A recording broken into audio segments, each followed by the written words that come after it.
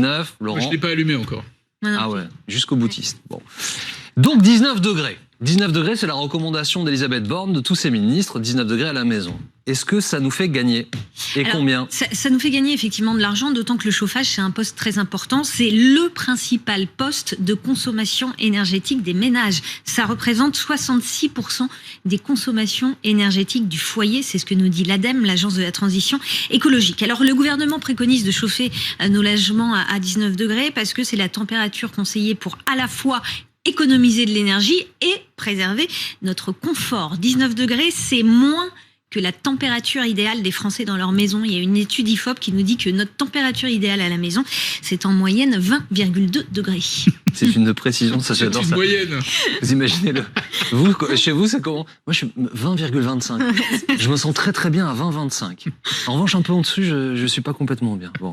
Si on réduit de 1 degré notre chauffage pour suivre cette recommandation, on gagne combien alors? Ah oui, si on passe de 20 degrés à 19 degrés comme le préconise le gouvernement, 1 degré en moins, et bien ça fait baisser la consommation d'énergie de 7%.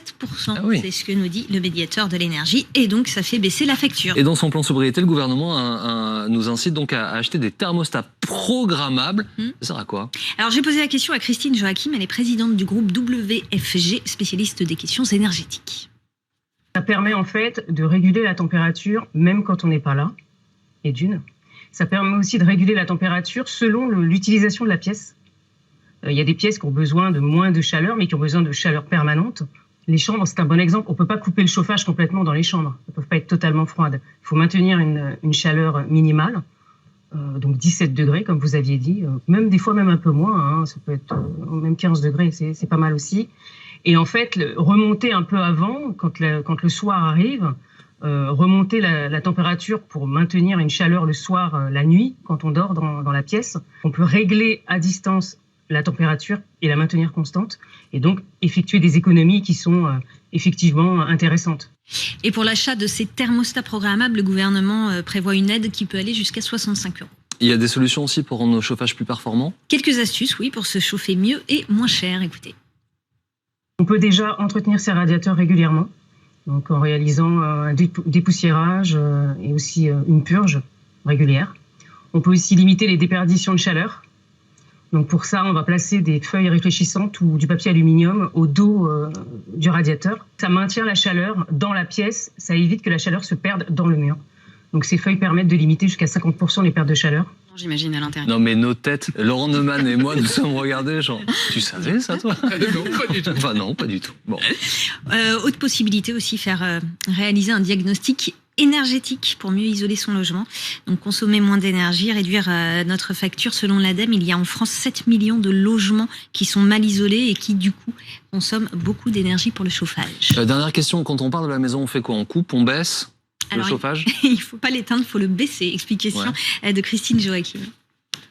Si on est en hiver, je vous dirais que mettre hors gel, c'est-à-dire éteindre le chauffage, c'est déconseillé. D'accord? Parce que quand vous allez rentrer le soir pour remettre le chauffage, il va y avoir une importante montée de chaleur pour mettre la pièce à température, et donc la facture va être relativement élevée au final. Donc ce qu'il faut, c'est maintenir une température de 7 degrés. Donc vous maintenez une température qui est fraîche, mais qui permet d'avoir des conditions qui sont vivables, si vous voulez. Et quand vous rentrez le soir, vous remontez votre chauffage sans avoir une explosion de votre facture, qui serait le cas si vous aviez coupé complètement le chauffage. Bon voilà, vous avez tous les bons gestes, tous les bons tuyaux. Oh bien, un jeu de mots. I love it. On va acheter du papier alu pour mettre derrière les radiateurs. Merci à tous les trois, Anne-Charlène, Céline, à la semaine prochaine. Laurent, on se voit très vite. Reste avec nous, la première info tout de suite sur BFM TV. Je retrouve moi à 18h. À tout à l'heure.